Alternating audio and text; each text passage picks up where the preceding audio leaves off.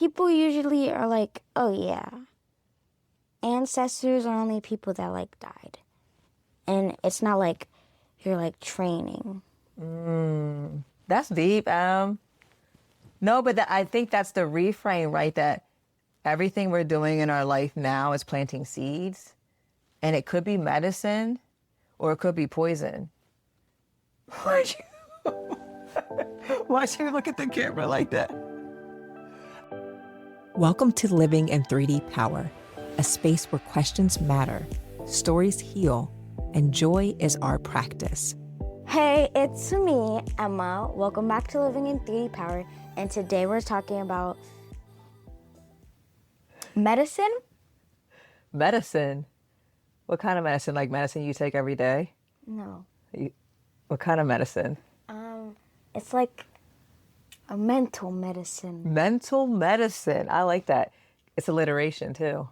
Mental medicine. So that you understand what we're talking about.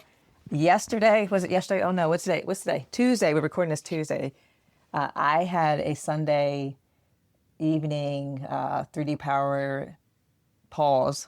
3D power pause with Miss Talisa Ramos of Ancestral Healing Collective, and she is a healer. She's a death doula. You know what that is? You explained it to me. How did I explain it? It's basically a person who sits with people that are passing if they have like no family members.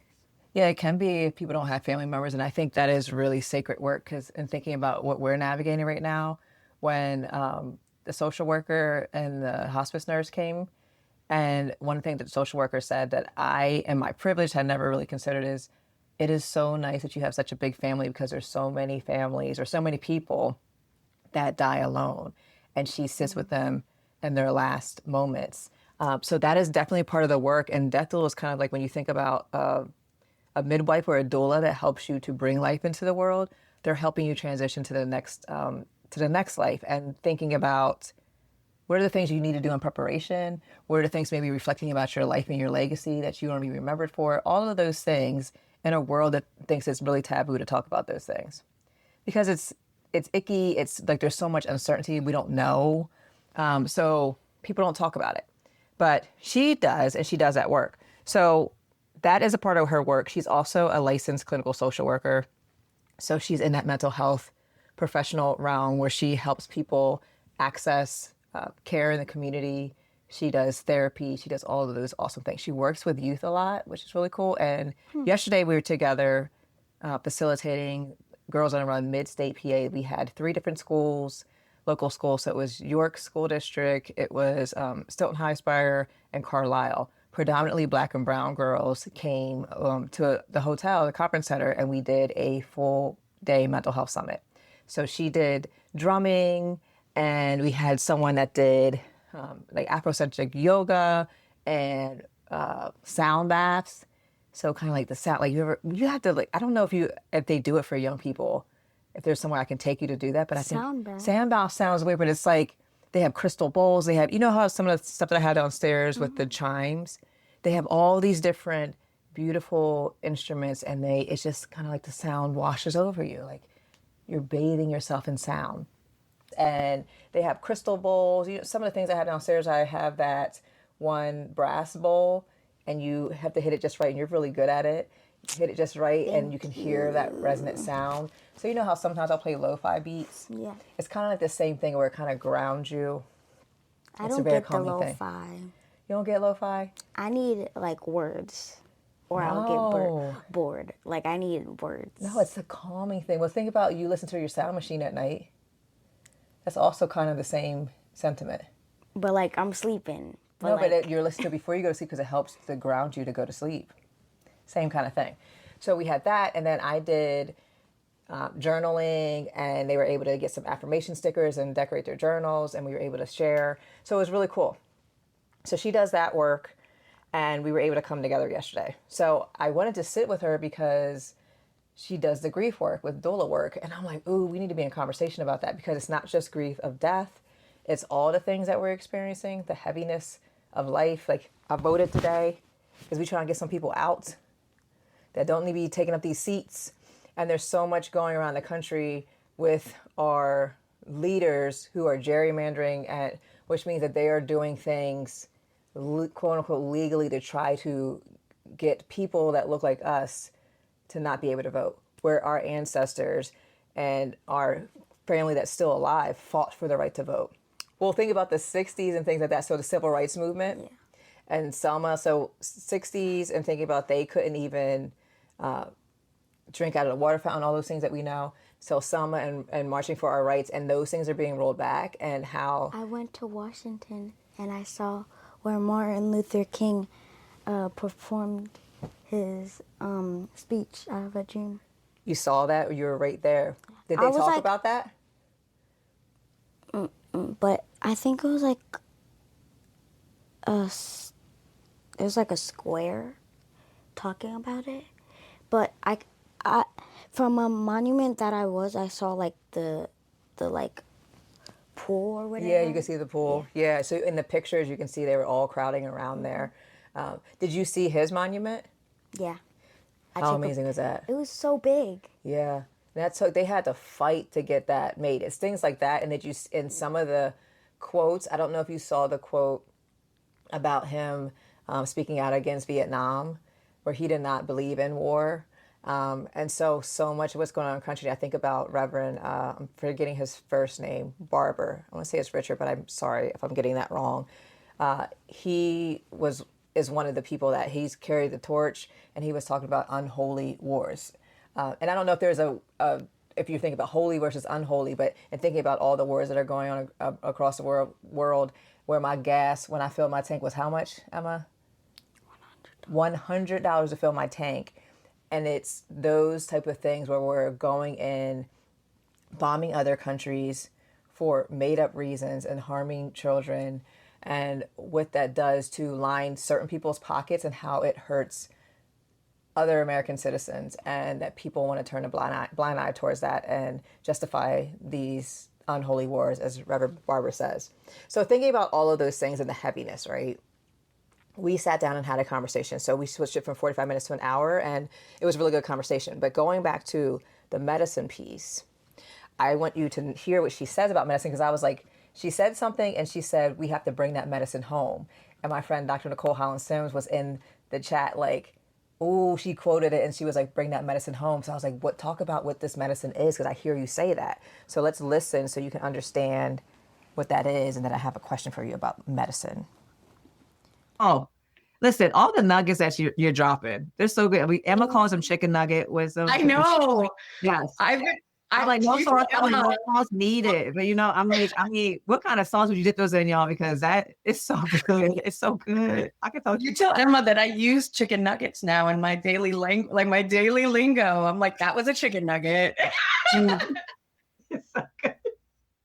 I love that. That it's so good. There's so much. You talk about medicine. I don't know how y'all feel, but like when we talk about this medicine, like I'm already feeling that medicine is just from the initial practice, like feeling that like literally through my body and my heart.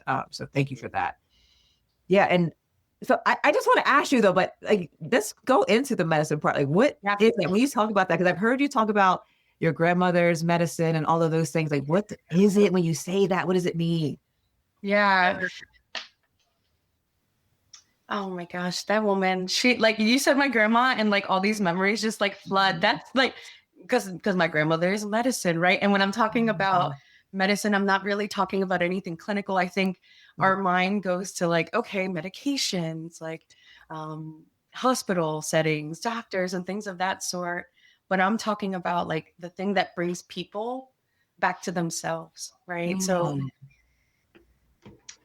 in many like indigenous societies, we talk about like how storytelling can be medicine, being in community, experiencing tradition and culture with one another, prayer, therapy, like, and just honoring like ancestors' wisdom in that space. Laughter, I feeling this medicine with our, but having this understanding that medicine is anything that helps restore connection, like to body, to spirit, to our culture, to our lineage, but most importantly, like humanity, because we need that reconnection in spaces that like strive to disconnect. So, you know, I think about a lot about like how healing existed in our communities before colonization or research named it, right? Like our people, Black and brown people have always carried medicine with them, right? And sometimes it lived with elders, like sometimes it lived in songs and rituals and like the foods that we prepare, you know, and the ways that we gather, like within losses. But, you know, medicine isn't about fixing, it's about remembering for me. So good. You're making fun of me because I was all like, I'm not. you literally did. You were like, I was like, it was so good, right? I wasn't making fun of you. I made that. You were mocking. I wasn't. She always thinks I'm making fun of her. So what did you think? So when she said medicine, the question I have is, what feels like medicine to you? What did you gather from what she said about medicine, and what does medicine feel like to you? Family, friends, and food. Family, friends, and food. Ooh, alliteration again. Family, friends, and... So that's good. So why is that medicine? Because I feel like my family and friends, like, I get along with them sometimes. Maya, Jojo. Anyways, but like, I feel like I connect with them, and my friends, we like get along, and we like share the same interests. And then food is just comforting. So all three of those things comforting to an extent? So medicine is like, so if you have a headache, right, you take some medicine to relieve the headache. So when you feel disconnected, like being around family, friends can make you feel more connected. The food thing, like, you know, we are foodies, so experiencing new foods, that can bring some elation and happiness and joy, because like, oh, we're experiencing something new, and eating over the food and trying new things and sharing.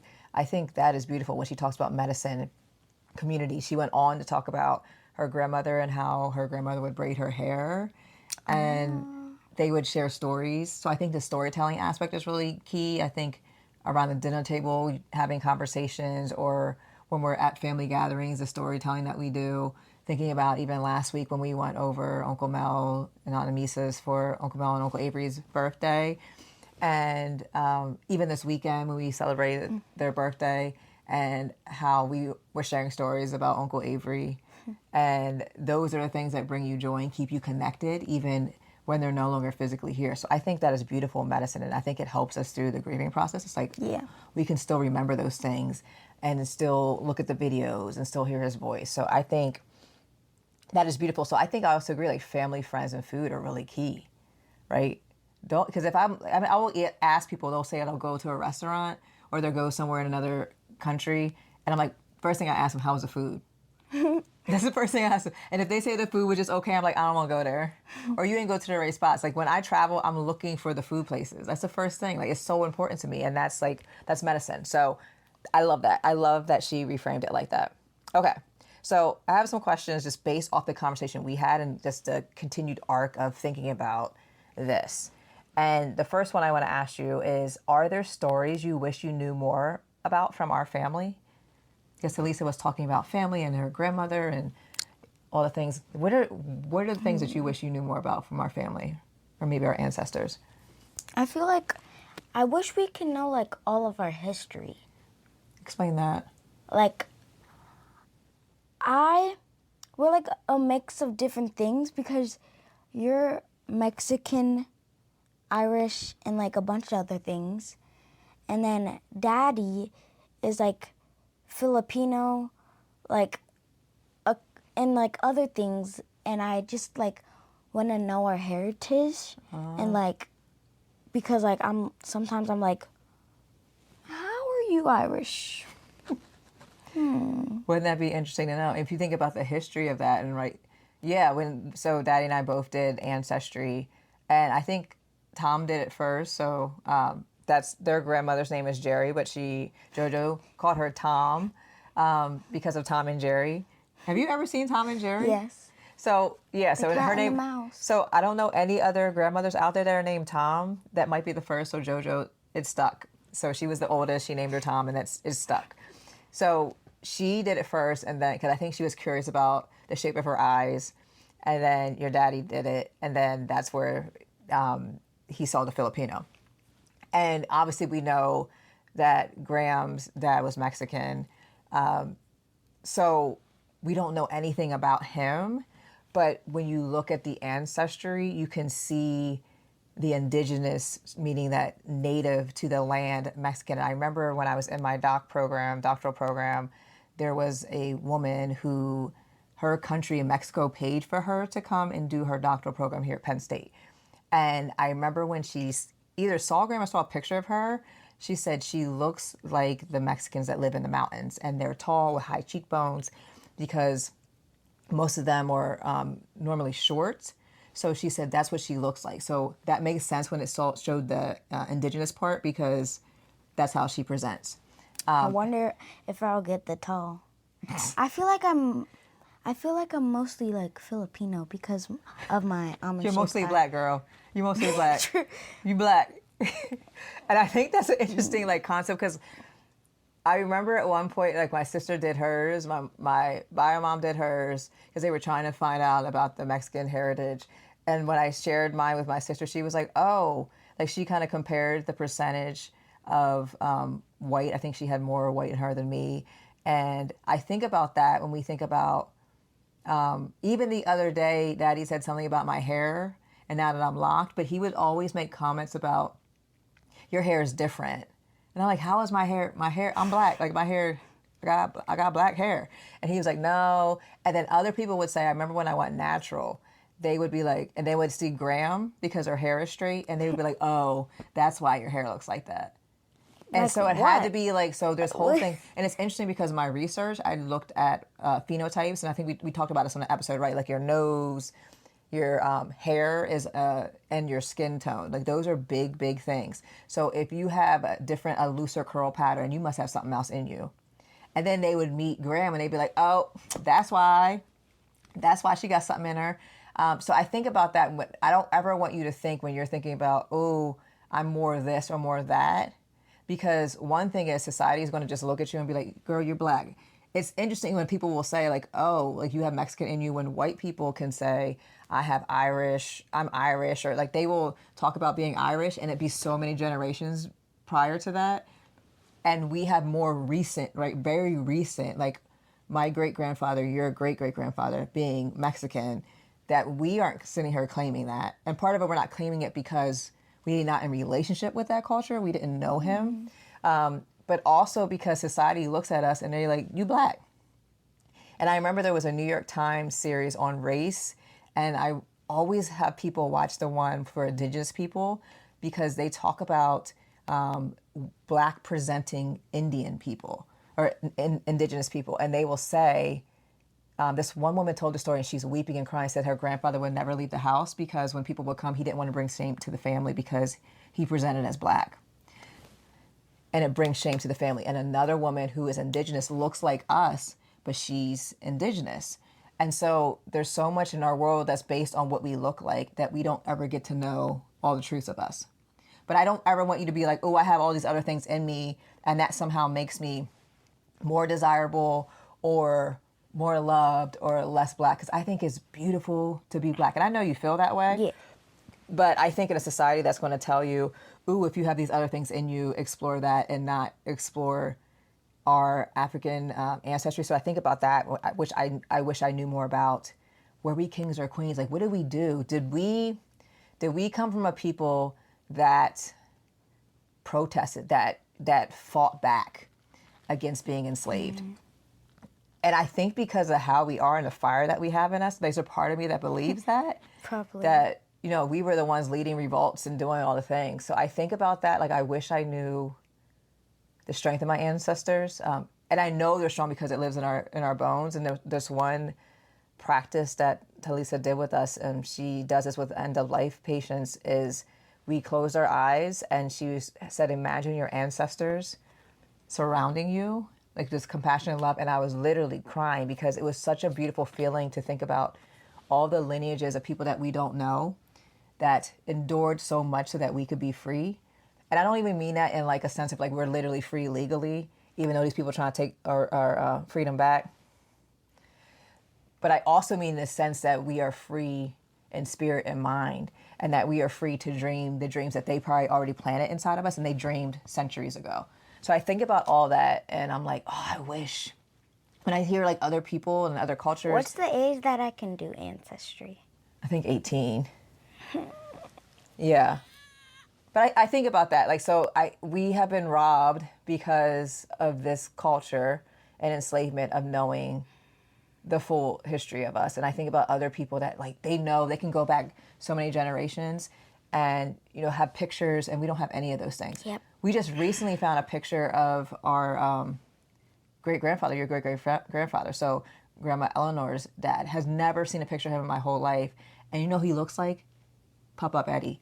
They look exactly alike.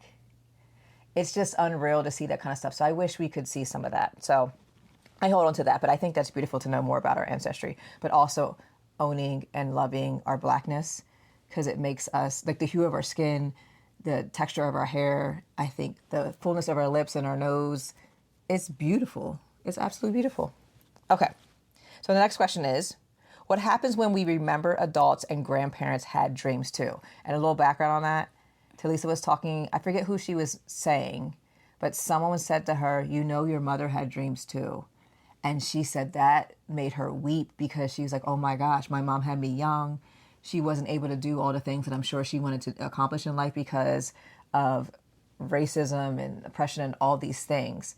And now Talisa, you know, being a licensed clinical social worker and all that she's able to do, she's like, oh my gosh, I'm able to do so many things that my mother couldn't do.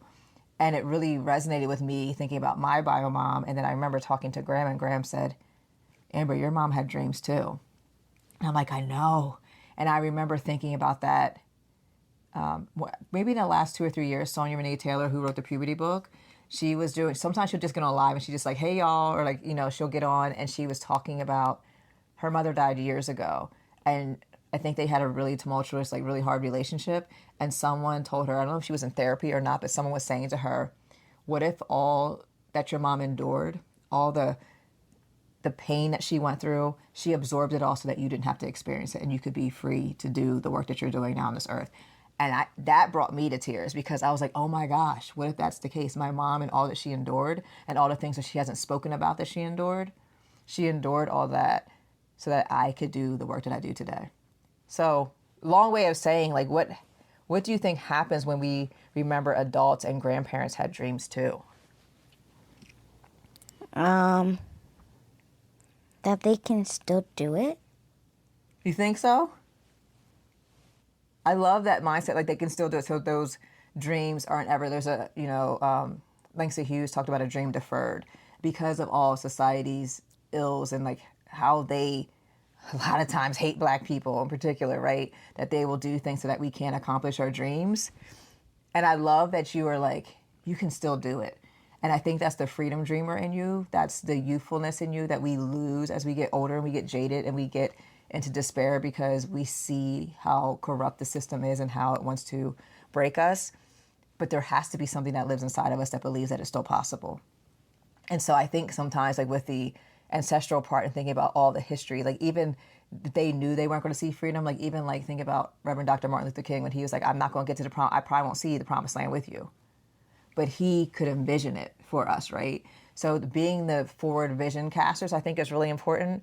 But I think you're right, like they can still accomplish it. But like Graham's 80. So what if she had a dream of being, I don't know, Diana Ross and singing on stage one day? Could she still do that at 80?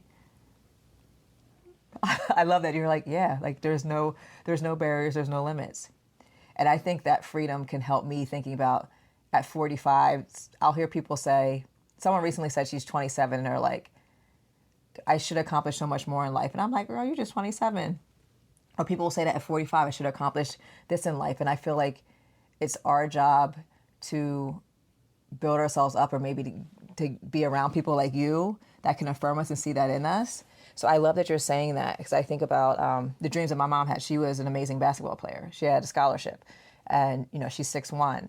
And thinking about, too, how she continues. I didn't hear her this time she was here, but she'll talk about the past, like the glory days. Like she gets stuck there because I think that was a really good time for her where she felt like her identity was defined. But what identity does she have outside of that dream that got deferred? So I think some people can live in a past because that's all they know, or it's the shame of carrying it forward. But that was my heyday. That was my shine. And I think about my wife and kids. Remember that Bobby, what was his name? Remember the little guy, Cat Williams? guy? No, Cat Williams, when he was like, he was still dressing like in the 70s or something on My Wife and Kids. And he came in and he was like, and my therapist told me that was my decade and I sure ain't never leaving.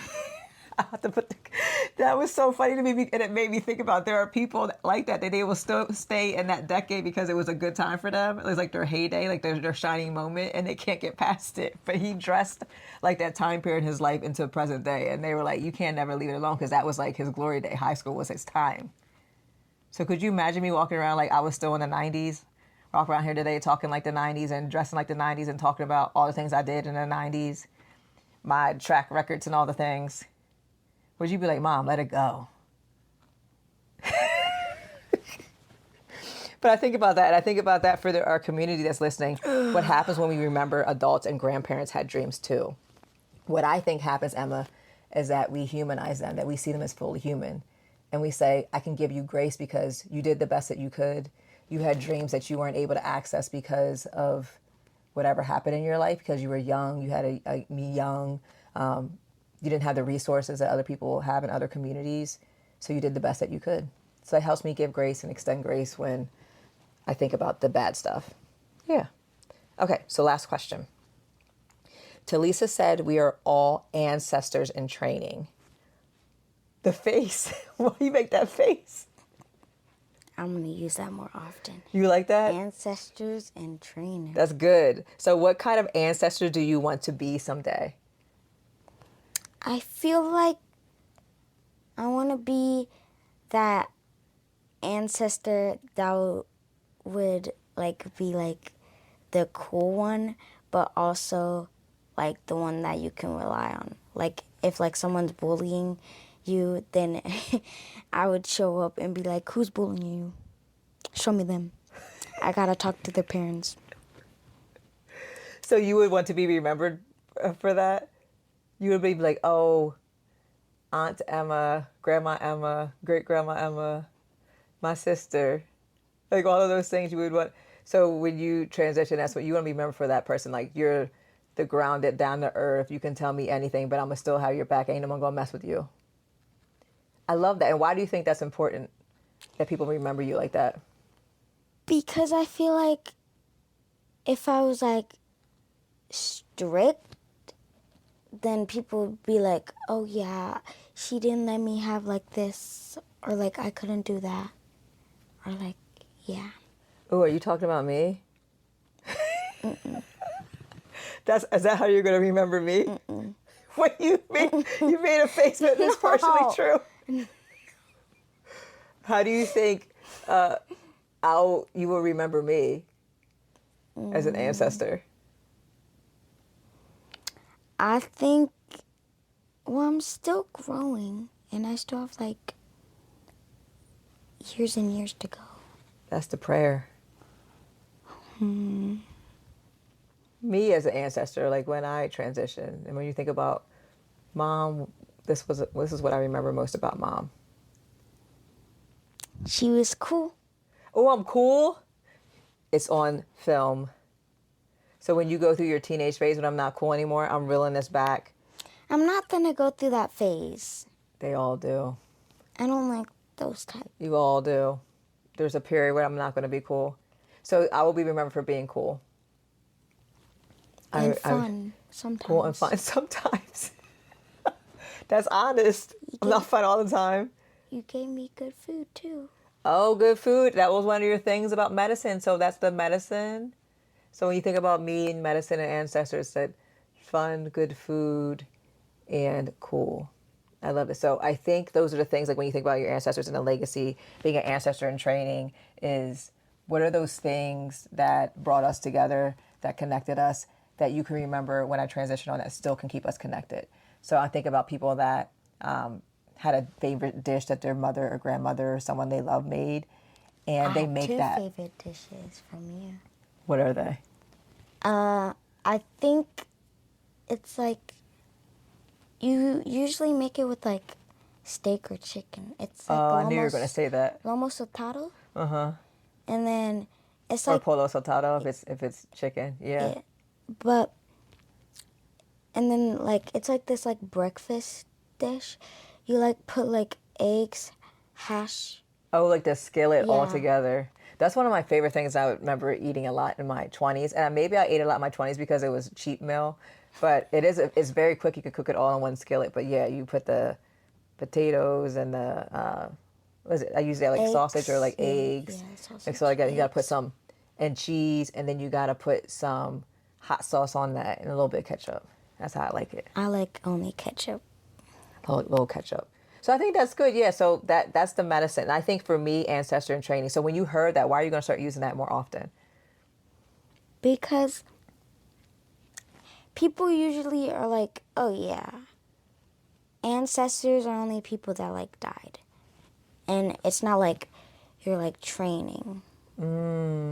That's deep. No, but I think that's the reframe, right? That everything we're doing in our life now is planting seeds, and it could be medicine, or it could be poison. Why'd you look at the camera like that? I think about that. How much poison's in this world, right? Like the government, like the social media, all these narratives that tell us that we're not enough. That's poisonous. That further disconnects us from each other. And what we're talking about is the medicines bring us together, but also that we are in training now. So every decision we make, and we'll make mistakes because we're human. Yeah. But I love that you're saying it doesn't have to be something that when we die, like when we're presently here, what can we do so that when you remember me, you remember the medicine? Remember me. Yeah. I was thinking, this whole time I was thinking about Coco. You have to watch that movie again. It's so good. Don't let it make you cry. Oh, That movie made me cry. In my heart, I'll sing a secret song to you. Each night we are apart. Remember me. That was medicine to her. Think about that. That's how she connected back to her father that she forgot about. That's good.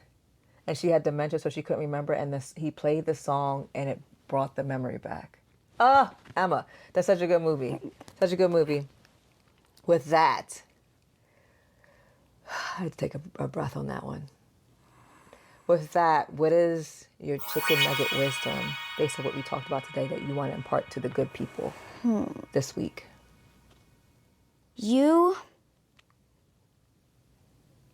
gotta be a good ancestor in training. You got to be a good ancestor in training. That's good. That's a good nugget. So, courtesy of Miss Talisa Ramos, but that is a good reframe. Not just when we transition, but right now. Right now, in this moment, we can do that. You're doing that at 11. You're building a legacy at 11.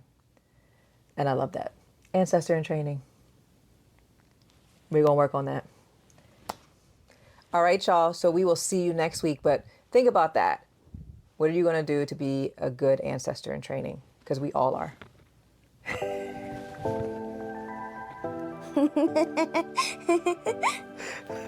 I'm so glad you joined me and Mommy for this episode of Living in 3D Power.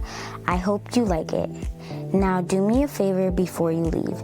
Subscribe to our Substack and make sure you subscribe to wherever you listen to podcasts too. And hey, do me another favor. Share this episode with a friend or family member. If something we said made you laugh, made you smile, or it might mean something to them, just send it away. Okay, one more favor. That's a lot of favors, I know. Head over to the comments on our social media. Tell us what made you say, "That's deep, whoa." Because your words encourage other people and they encourage us too. See you next time.